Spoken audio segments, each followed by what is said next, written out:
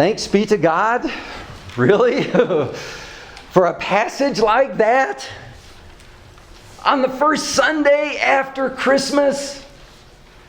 On a Sunday? Oh, I'm glad, Annabelle, I'm glad you're back there. This is one of those passages that, I think, Annabelle, there's a promise here. There is a promise here, and it's the promise I want you to hear.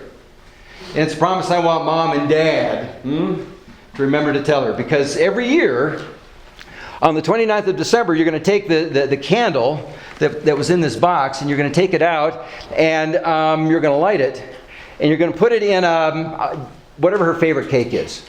Right? Mine's angel food cake with buttercream icing, but maybe it's chocolate. And you put it in, and you remind Annabelle Grace of this day. And you remind her of all this beautiful family that's here to celebrate. And I want you to remind her of the promise that I hope we all hear in this gospel text. One of my colleagues here in the chapel was having a conversation just this past week in a grocery store with one of our valley's better known skeptics. Religious skeptics. The name shall remain unnamed, but you have read his rants in the Vale Daily. I finally worked it all out, he said proudly. Why people like Christmas. And my friend said, really? He said, do tell. And he said, a baby's no threat to anyone. So the whole thing is a happy event that means absolutely nothing at all. Bah humbug, I'm glad it's over. Well, now how do you argue with that kind of logic? Are you glad Christmas is over? No. You said more presents, right? I'm sure by now most of the gifts have been returned, or exchanged for different sizes. Some of the ornaments are being put away. I saw my neighbor, as the girls and I were pulling out of the parsonage this morning, my neighbor from across the street was hauling her Christmas tree out of the house and there on the corner to be taken off and recycled. It's a great time of year, by the way, to stock up on decorations for next year, right? You know that? Yeah, It's over. And now it's back to normal. Which, if you think about it, isn't such a bad thing. Maybe our skeptic friend is right. After all the partying, after all the visits from the relatives, and all the rest, isn't there a part of you that looks forward to getting back to normal, the daily routine, work, a regular schedule, back to normal? And yet, as that baby's cry reminds us, something has happened since we last met on Tuesday evening. I'm sorry, my skeptic friend, but God is loose in the world. Jesus has been born. God, the creator of the universe, has come among us, intruded into our world in the babe of Bethlehem. Do you remember Tuesday night? We sang songs of welcome. I saw on many of your faces this radiance by candlelight. You were thrilled. You were delighted that this baby has finally arrived once again. The hopes and fears of all the years are met in thee tonight. But would it shock you to know that not everyone was pleased with this birth? In Matthew's gospel, and this is the only one that records it, we discover that this baby posed such a threat to the most powerful man around that he killed a whole village full of other babies. And he did it with only one goal in mind, and that was in order to try to rid the world of this one baby in particular. I mean, whatever else you say about Jesus, from his birth onward, there were, and maybe still are, there were people who found him to be a threat. He upset their personal sense of autonomy. He called into question their power and their authority. He challenged the status quo. And in the end, he suffered the usual fate of people who do those kinds of things. In fact, the shadow of the cross falls over the story of Jesus from the very moment that Herod is informed of his birth. Before the Prince of Peace has learned to walk or talk, he becomes a homeless refugee with a price on his head. Plots are hatched. Angels have to warn Joseph and Mary to flee for their lives with the baby down to Egypt. The way Matthew tells it, Mary and Joseph escape from Bethlehem just in the nick of time. They head south out of town as Herod's troops pour in from the north. And when you think of Herod, when you hear that name, think Joseph Stalin. Think Adolf Hitler. Think Pol Pot. Some have asked, how could a ruler get away with this kind of thing? This kind of horror. But then, it's Herod the Great. He gave no thought to killing members of his own family when he thought that treason was afoot. Killed his own wife. Killed 2 of his sons.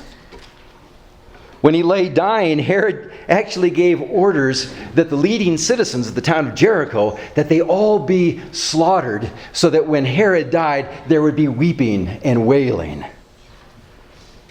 Herod was the kind of tyrant who wouldn't bat an eyelid about killing lots of children if he thought that one of them was a royal pretender. So Mary and Joseph and their little treasure, they fled into the night and they became refugees in a foreign land. I don't know if you're aware of this. I was reading this past week. Did you know that today there are something like 50 million refugees around the world? People crowded into terrible conditions, fearing for their lives. Sudan, Sahara, Malaysia, in Jesus' own homeland. Millions who are homeless and jobless, hopeless. It's an old story. Tuesday we welcome Jesus. The angels, the Prince of Priests, right? The Savior of the world has come. But Herod wanted no part of him. King Herod could tell a threat to his power when he met one. And in one sense, I think it all seems kind of ridiculous. I mean, how could a great king be threatened by a little bitty baby? But then this baby brought a new kind of kingdom, didn't he? It was a new way of ruling, a different kind of sovereignty, a unique way of looking at things, a unique way of looking at people. In one sense, the baby Jesus wasn't any threat to Herod's throne. But in another sense, this little baby was an attack on everything that Herod believed in. Might makes right. Only the strong survive. Compassion is for the weak. Life consists in the abundance of my possessions. It's an old story. On the 40th anniversary of the liberation of Auschwitz, Menachem Rosensaf, the director of the Holocaust Museum in Washington, D.C., asked a question that I think relates directly to this gospel. While Rosensaf's parents survived the death camp, they saw hundreds of children lose their lives. And Rosensaf asked, where can we find God in this kind of world? Where do we find God in this kind of world? He goes on to say, God's not in the evil machine that ran that camp. God was with the prisoners. God was in their compassion for one another, in the joke they told, or the song they sang to relieve the misery of a fellow human being. In the midst of the misery, God was present. And that too is an old, old story. Christmas is about a God who not only came as the babe of Bethlehem, but was also willing to suffer in places like Bethlehem and Auschwitz and the World Trade Center and Afghanistan and at Arapahoe High School 2 weeks ago. God comes to anyone who's lost a job, whose family's breaking up, who's been the victim of a crime, who wants to have a child and can't, who has a child and doesn't want it, or whose spirit has been crushed by circumstances beyond their control. God shares the pain of everyone whose life is falling apart.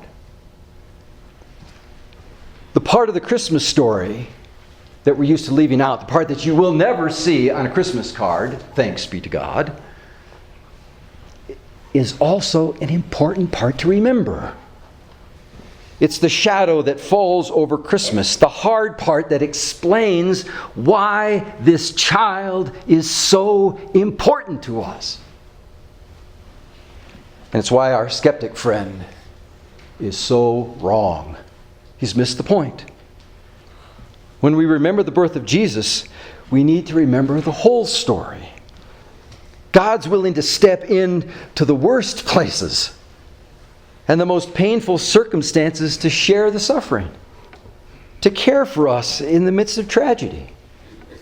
Jesus has come to bear our sorrows and remind us that we are never alone. When your family gathers together and there's an empty seat, God is there. When someone we want to keep close moves too far away, God is there. When someone we love doesn't recognize the love that we feel for them, God is there. When we experience an emptiness that we can't explain, God is there. God comes to live among us in life's joys and in life's sorrows, in our hopes and in our fears. Do you remember that scene in the book of Exodus? Moses goes up on the mountain. And God says to him, I'm sending you down to Pharaoh's land and tell old Pharaoh, let my people go. And Moses says, well, who do I say sent me? What's your name? Most translations translate the word, the Hebrew, something like this. Tell them, I am sent you.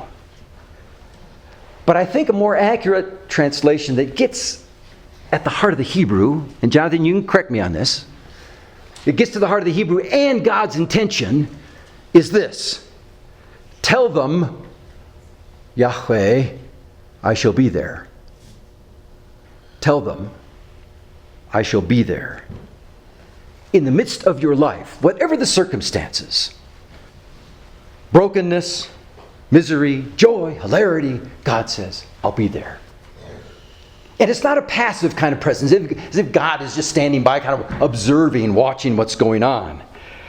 God is on the move, drawing us into a new promise. That's the beautiful parallel between Moses and Jesus. Moses leads the children of Israel out of Egypt, 40 years in the wilderness, into the promised land.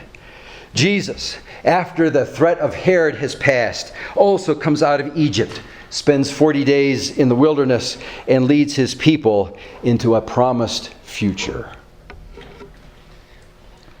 Our strength comes in knowing that God is with us. I shall be there, says God. The South African freedom fighter Stephen Biko once said, our task is not to bring about freedom. Our task is not to bring about freedom. Freedom is already coming. Our task is to prepare for the freedom that is already on its way and to live now as those who are set free. that's the challenge, our challenge as Christians. To live each day as those who have been set free to live life fully and abundantly. Not in fear, not in worry, not worried about the future, not in concern over whether the stock market is going up or down or what tomorrow might bring. That's what Herod worried about. And all those who tried to break Jesus like Herod, well, they'll never win. Even those who thought the cross got rid of him were proved wrong. God brought new life out of the very worst that people could do to Jesus, and God has promised to do the same for you and me. As strange as it may seem, I believe Herod's story is an appropriate one for Christmas, because it reminds us, especially in the shadow times of our lives, that God is present. And our task is to live knowing that God's kingdom, Annabelle Grace, God's kingdom stretches out ahead of you. And wherever you go, whatever mountains you climb, whatever valleys you go through, you remind him, God says, I will be there. I will be there. I will be there with you.